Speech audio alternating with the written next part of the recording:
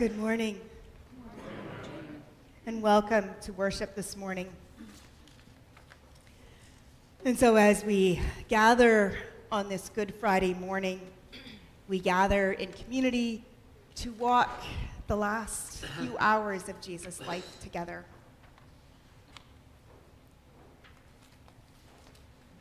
And so today, we who are in the Yorkton area gather on Treaty 4 territory.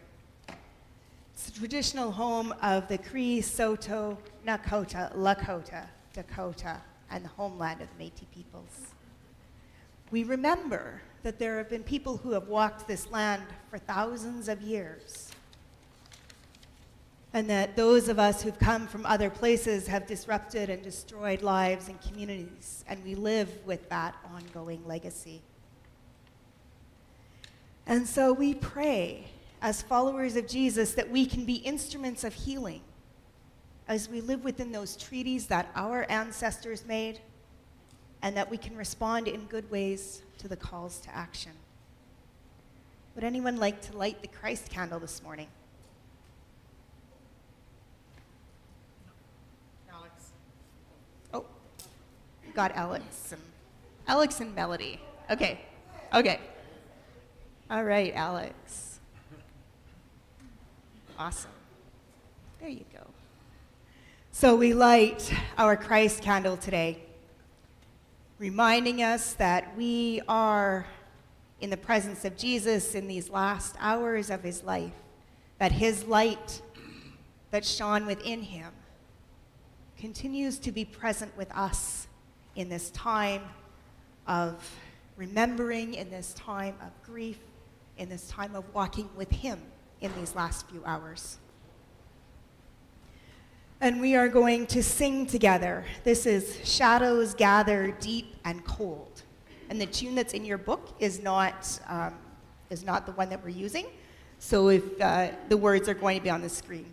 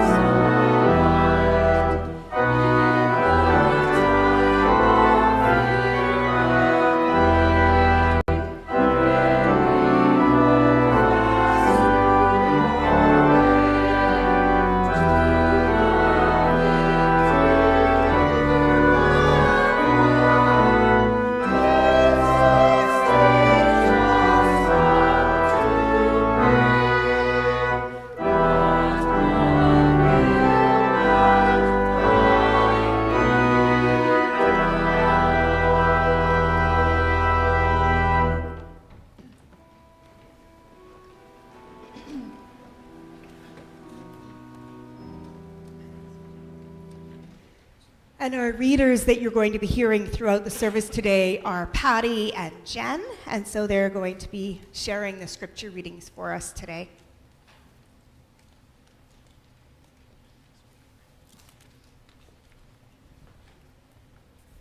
A reading from Matthew 26, 47, 56. The betrayal arrest of Jesus. While he was still speaking, Judas, one of the 12, arrived. With him was a large crowd with swords and clubs from the chief priests and the elders of the people. Now the betrayer had given them a sign, saying, "The one I will kiss is the man. Arrest him." At once he came up to Jesus and said, "Greetings, Rabbi," and kissed him. Jesus said to him, "Friend, do what you are here to do." Then they came and laid hands on Jesus and arrested him. Suddenly, one of those with Jesus put his hand on his sword, drew it, and struck the slave of the high priest, cutting off his ear. Then Jesus said to him, "Put your sword back into its place, for all who take the sword will perish by the sword. Do you think that I cannot appeal to my Father, and will at once send me more than 12 legions of angels? But how then would the scriptures be fulfilled, which say it must happen in this way?" At that hour, Jesus said to the crowds, "Have you come out with swords and clubs to arrest me, as though I were a bandit?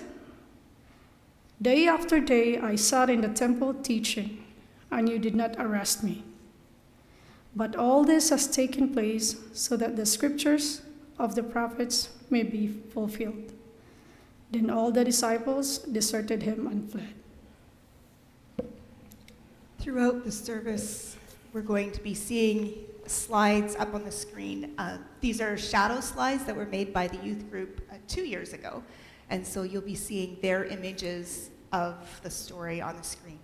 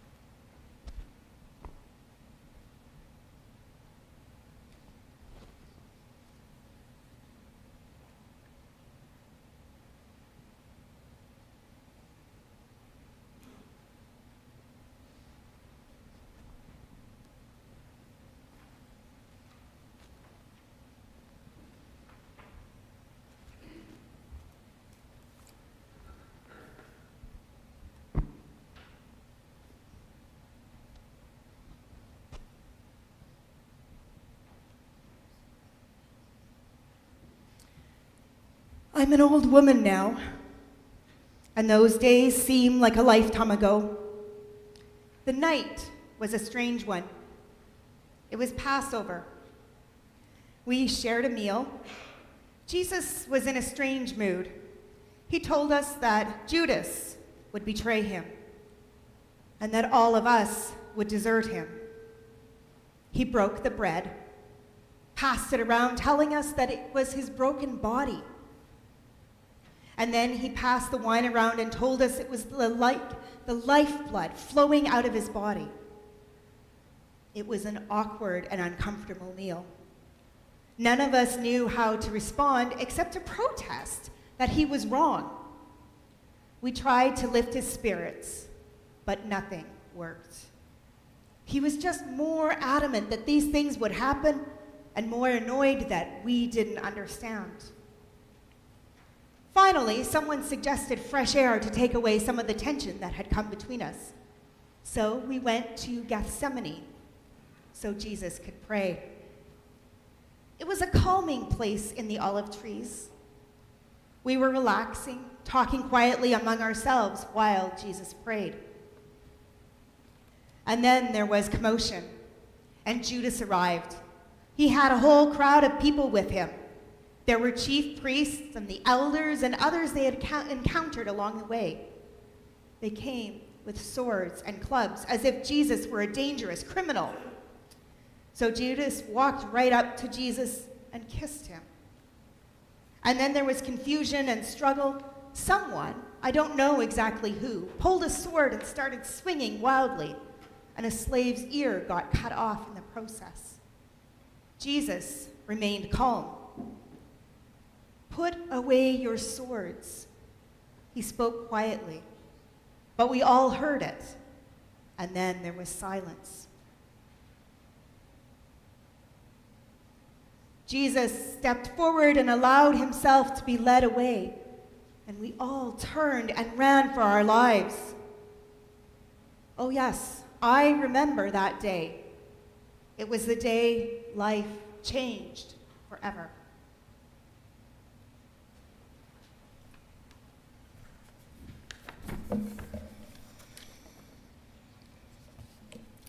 Matthew 26, verses 57 to 68. Those who had arrested Jesus took him to Caiaphas, the high priest, in whose house the scribes and the elders had gathered. But Peter was following him at a distance, as far as the courtyard of the high priest, and going inside, he sat with the guards in order to see how this would end. Now the chief priests and the whole council were looking for false testimony against Jesus so that they might put him to death. But they found none, although many false witnesses came forward. At last 2 came forward and said, "This fellow said, 'I am able to destroy the temple of God and to build it in 3 days.'" The high priest stood up and said, "Have you no answer? What is it that they testify against you?" But Jesus was silent. Then the high priest said to him, "I put you under oath before the living God, and tell us if you are the Messiah, the Son of God." Jesus said to him, "You have said so, but I tell you, from now on you will see the Son of Man seated at the right hand of Peter and coming on the clouds of heaven." Then the high priest tore his clothes and said, "He has blasphemed. Why do we still need witnesses? You have now heard his blasphemy. What is your verdict?" They answered, "He deserves death." Then they spat in his face and struck him, and some slapped him, saying, "Prophesy to us, you Messiah. Who is that struck you?"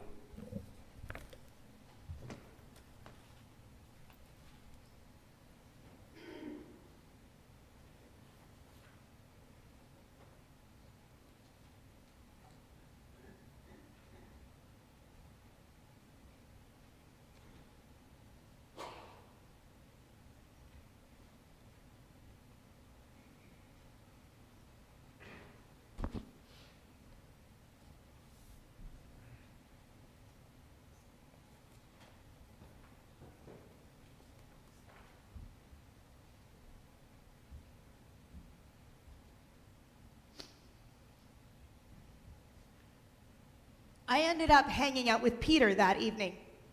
We were close enough to hear what was happening, but far enough away to hopefully avoid any attention. What they were saying was so untrue. They tried to trick him, but he wouldn't bite. They asked if he was the Messiah, and he finally responded, "You say so." It was an odd response. He didn't confirm or deny that he was the Messiah. He just threw their words back at them. That was enough. It enraged the priests even more. I remember wondering if there was any way out for him, if anyone would listen. I was heartbroken as I heard the words of condemnation. And for what? Teaching people about God's kingdom? Healing? Challenging the status quo? Looking after people? He wanted us to be more faithful than we are. He tried so hard. And I remember thinking how broken and tired he looked. He didn't fight back. He didn't argue. He didn't defend himself. He just looked at them with sad eyes.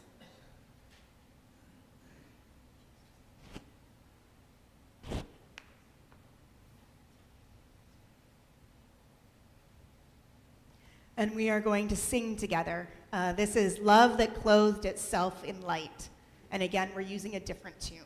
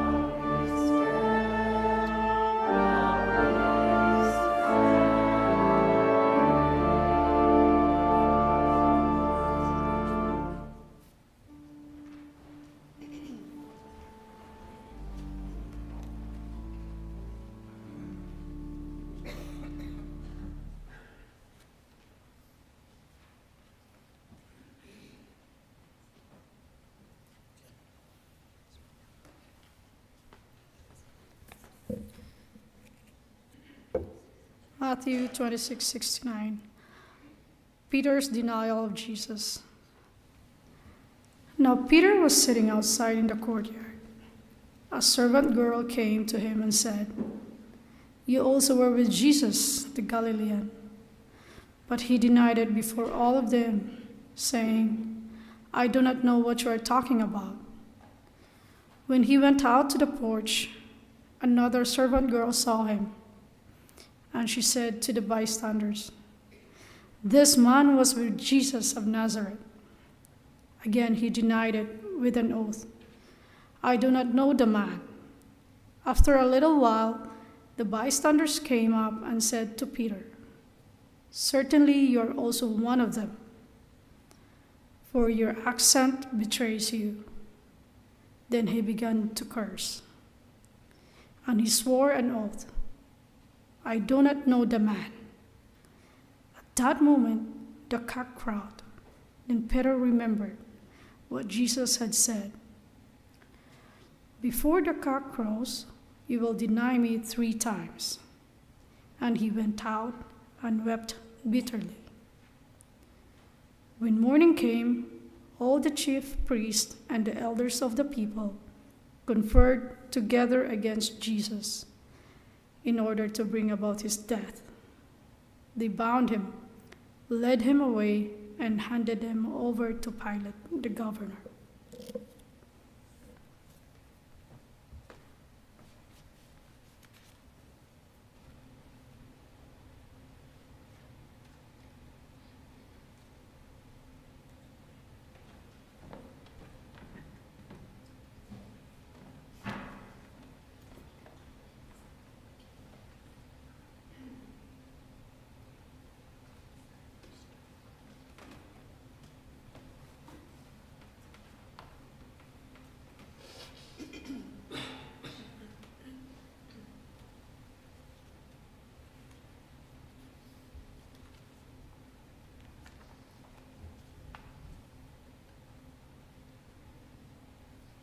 Peter and I had been hoping no one would notice us.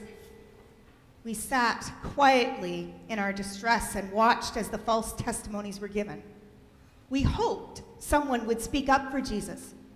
"Help him," I prayed silently through my tears, but no one came. And then it happened. Someone noticed us. A servant girl, I think.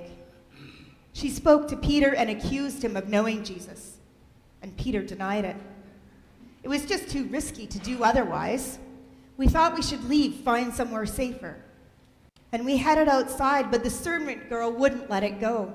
She followed us, called attention to us, told everyone that we were with Jesus. Peter said again that it wasn't true. Someone else heard the commotion and chimed in, accusing us of being friends with Jesus. And again, Peter denied even having met Jesus. And then we heard it, a terrible sound, the rooster crowing. And I knew that we had failed Jesus in his hour of need. We had all protested just a few hours ago that we would not abandon him. And yet here I was listening to that rooster. There was nothing I could do now but cry harder. I couldn't help him. I couldn't help myself. And we're going to hear some music. This is It's Morning, Peter, and Tim is singing for us.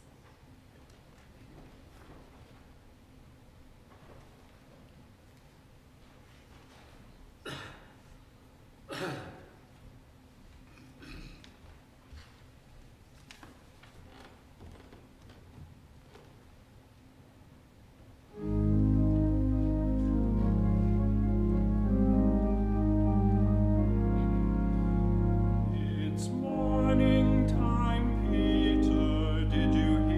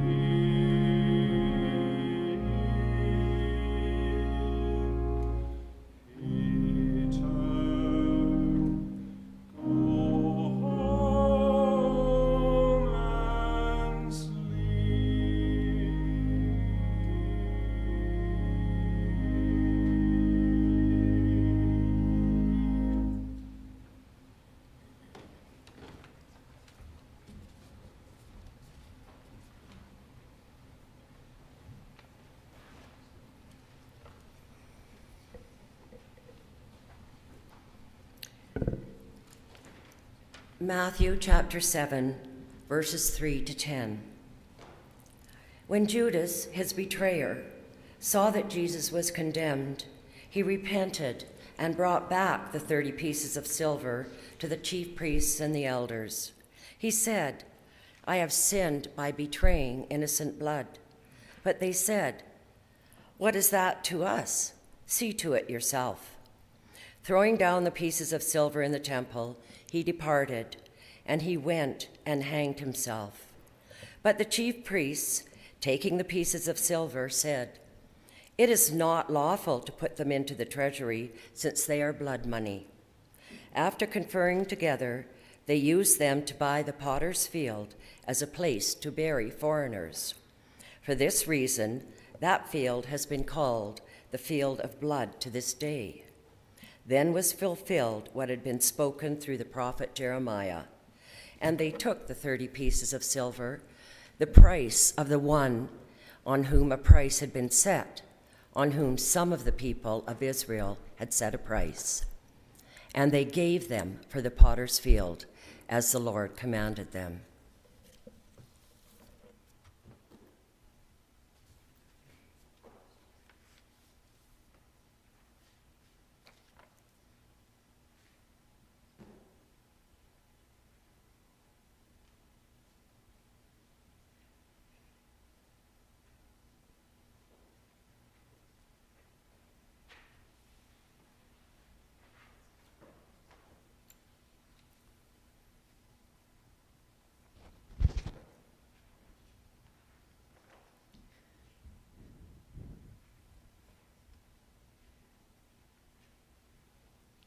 The horror of that night just kept growing. We heard in the morning that Judas had tried to make it right. He realized that he had set these events in motion. It was too late to change the course or the outcome. Jesus was being held and awaiting trial. Judas tried to give the bribe money back, but the priests wouldn't take it. When he realized he could do nothing, he went out and hanged himself. I remember being so angry with Judas for his role in all this. I used to think none of this would have happened if Judas hadn't been so greedy. But now I wonder, if it wasn't Judas, would it have been someone else?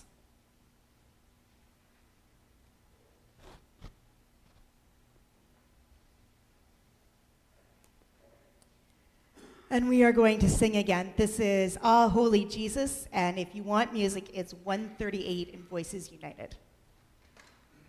Oh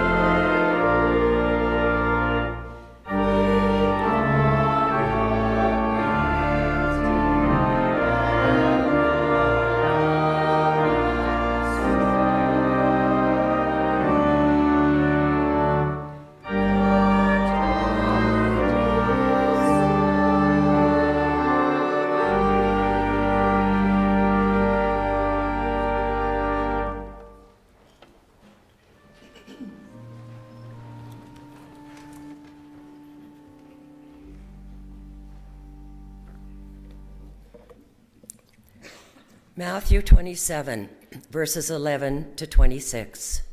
Now Jesus stood before the governor, and the governor asked him, "Are you the king of the Jews?" Jesus said, "You say so." But when he was accused by the chief priests and elders, he did not answer. Then Pilate said to him, "Do you not hear how many accusations they make against you?" But he gave him no answer, not even to a single charge, so that the governor was greatly amazed. Barabbas or Jesus? Now at the festival, the governor was accustomed to release a prisoner for the crowd, anyone they wanted. At that time, they had a notorious prisoner called Jesus Barabbas. So after they had gathered, Pilate said to them, "Whom do you want me to release for you, Jesus Barabbas, or Jesus who is called the Messiah?" For he realized that it was out of jealousy that they had handed him over. While he was sitting on the judgment seat, his wife sent word to him, "Have nothing to do with this innocent man, for today I have suffered a great deal because of a dream about him." Now the chief priests and the elders persuaded the crowds to ask for Barabbas and to have Jesus killed. The governor again said to them, "Which of the two do you want me to release to you?" And they said, "Barabbas." Pilate said to them, "Then what should I do with Jesus who is called the Messiah?" All of them said, "Let him be crucified." Then he asked, "Why? What evil has he done?" But they shouted all the more, "Let him be crucified." So when Pilate saw that he could do nothing, but rather that a riot was beginning, he took some water and washed his hands before the crowd, saying, "I am innocent of this man's blood. See to it yourselves." Then the people as a whole answered, "The blood be on us and on our children." So he released Barabbas for them, and after flogging Jesus, he handed him over to be crucified.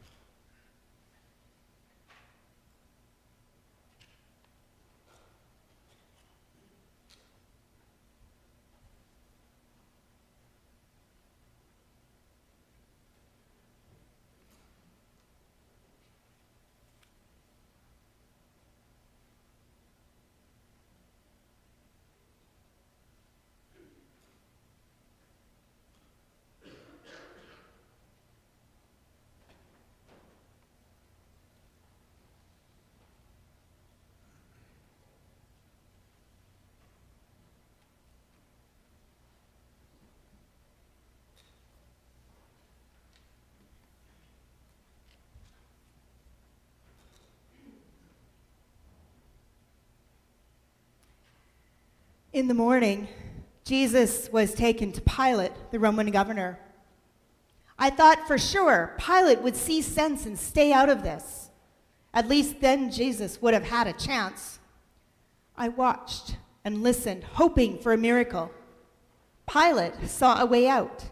He gave the crowd a choice: Jesus, who wasn't really a criminal, or Barabbas, the murderer. I was certain the crowd would choose Jesus. He wasn't dangerous. If anything, he made the world a better place. I silently gave thanks that Pilate had given such a clear choice. And I waited for what was to come, a reunion with the one that I love. And then I could hear the chanting start, quiet at first, and then louder and louder as it spread throughout the crowd. I screamed in horror. They were going to choose Barabbas instead of my beloved Jesus. How could they?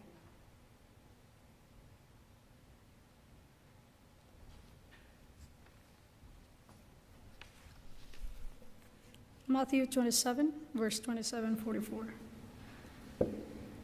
Then the soldiers of the governor took Jesus into the governor's headquarters, and they gathered the whole cohort around him. They stripped him and put him a scarlet robe on him, And after twisting some thorns into a crown, they put it on his head. They put a reed in his right hand and knelt before him and mocked him, saying, "Hail, King of the Jews!" They spat on him and took the reed and struck him on the head. After mocking him, they stripped him of the robe and put his own clothes on him. Then they led him away to crucify him.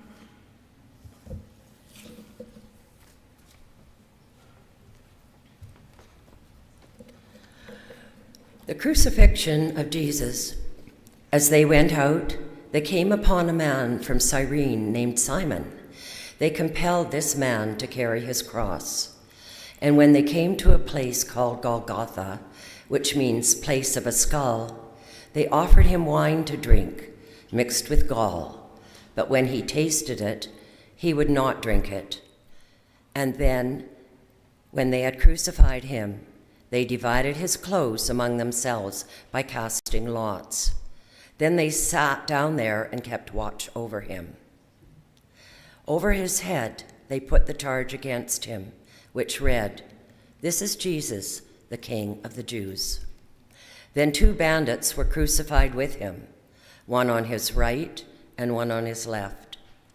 Those who passed by derided him, shaking their heads and saying, "You who would destroy the temple and build it in 3 days, save yourself.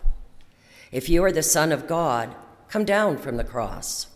In the same way, the chief priests also, along with the scribes and elders, were mocking him, saying, "He saved others, but he cannot save himself. He is the King of Israel. Let him come down from that cross now, and we will believe in him." He trusts in God. Let God deliver him now, if he wants to, for he said, "I am God's son." The bandits who were crucified with him also taunted him in the same way.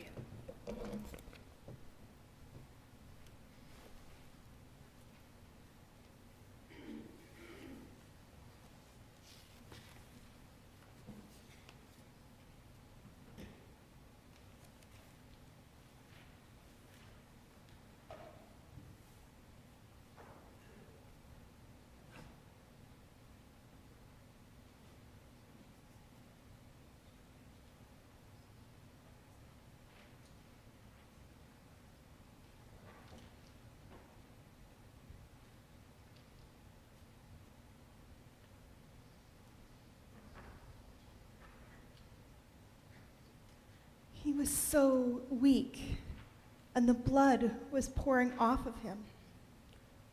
I hoped they would stop with the flogging, and I imagined that Jesus would get released. I could nurse him and care for him, and this nightmare would end. Jesus would eventually heal and could live out his days in obscurity, healing the odd person here and there, gathering a few friends around as he taught. But it was not to be. They put a crown on him made of thorns. They put it on his head and they called him King of the Jews. He never claimed to be a king. It was just those priests who were jealous of him. They were afraid of his power and afraid of losing theirs. They planted a few choice rumors to make their story credible and to give it just enough weight to worry the Romans. And it worked. They killed him. And once all this started, there was nothing we could do to stop it. I wished I had spoken up when I had the chance. Maybe in the garden when they arrested him. Maybe when all the false witnesses appeared out of nowhere so that he would be condemned. Just felt so scary to speak up. What if they killed me along with him? I wonder if he hoped someone would speak for him. I didn't have the courage then. I was a shy young woman when all this happened. But I've thought lots about those days. It was such an injustice that someone who just wanted the world to be a kinder, gentler, safer place was killed. I've often thought that all it would have taken was a handful of hopeful voices to speak for him. I don't know if it could have saved him, but at least I could have said that I tried. And that's something.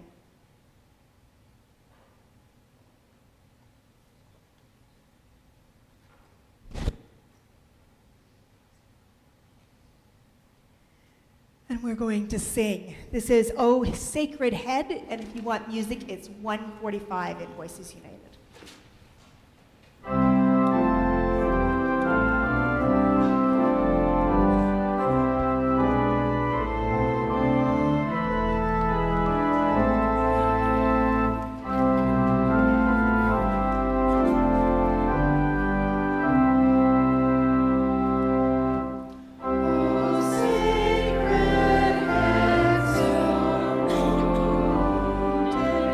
With grief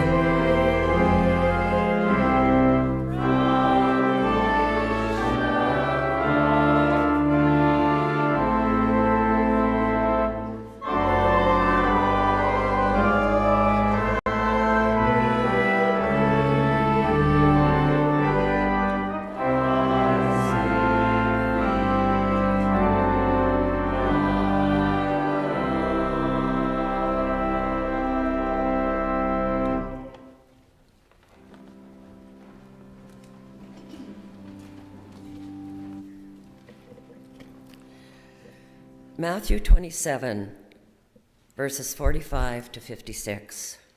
From noon on, darkness came over the whole land until 3 in the afternoon.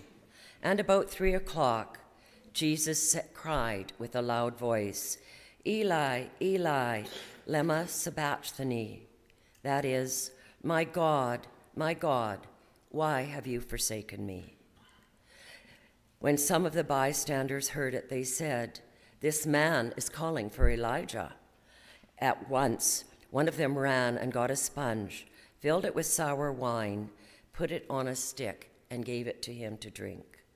But the others said, wait, let us see whether Elijah will come to save him. Then Jesus cried again with a loud voice and breathed his last. At that moment, the curtain of the temple was torn in two, from top to bottom.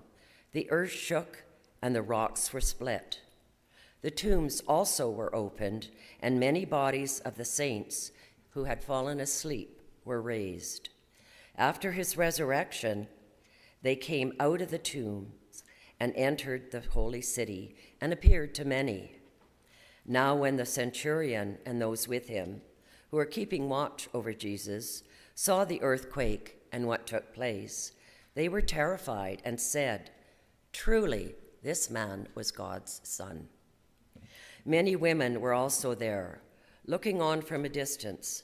They had followed Jesus from Galilee and had provided for him. Among them were Mary Magdalene and Mary, the mother of James and Joseph, and the mother of the sons of Zebedee.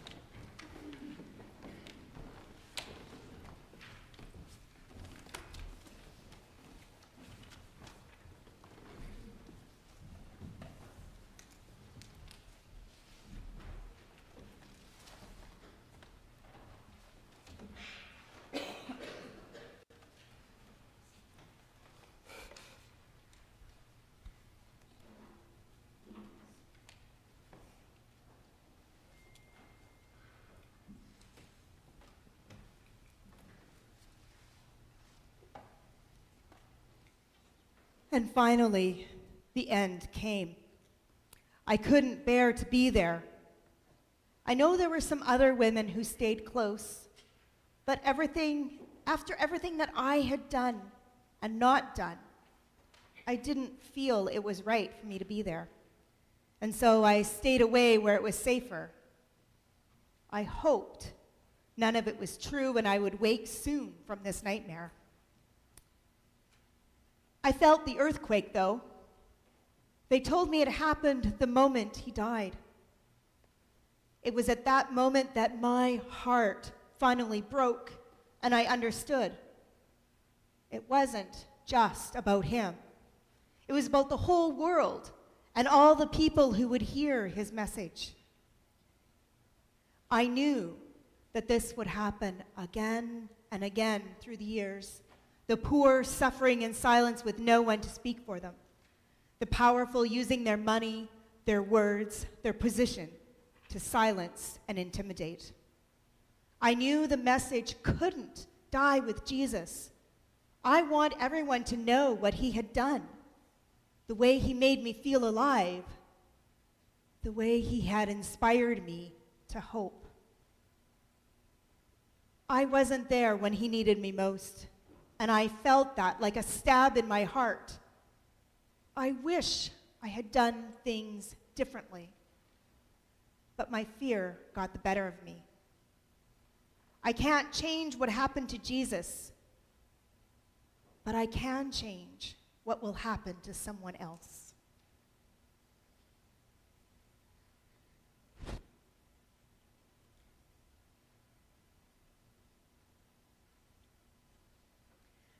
And we're going to sing Were You There? If you want music, it's Voices United 144.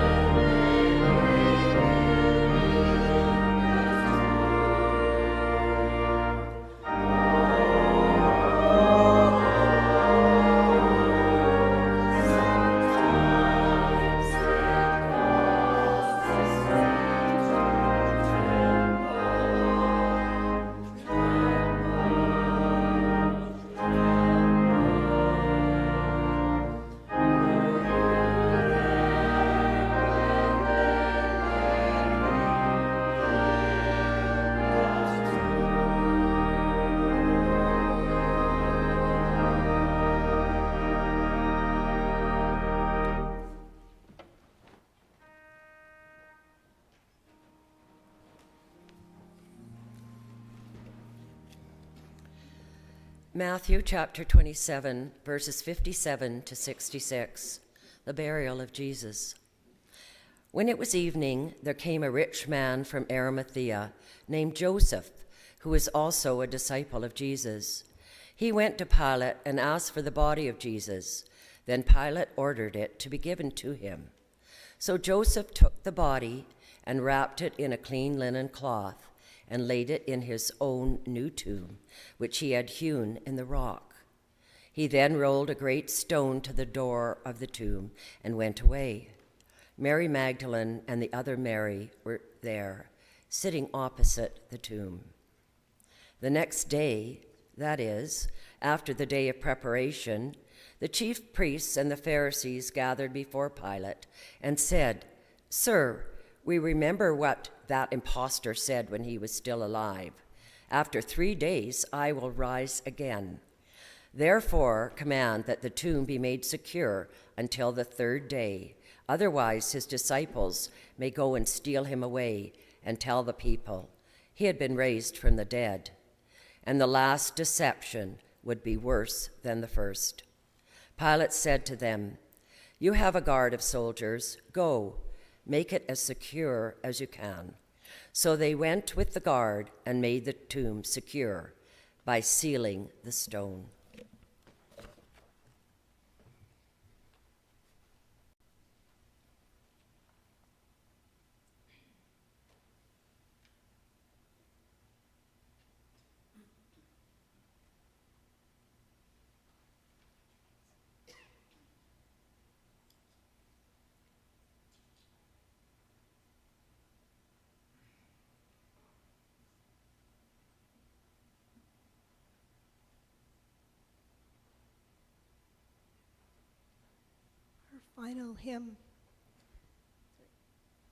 Our final hymn this morning, "Why Stand So Far Away?" It's number 72 in More Voices if you want music.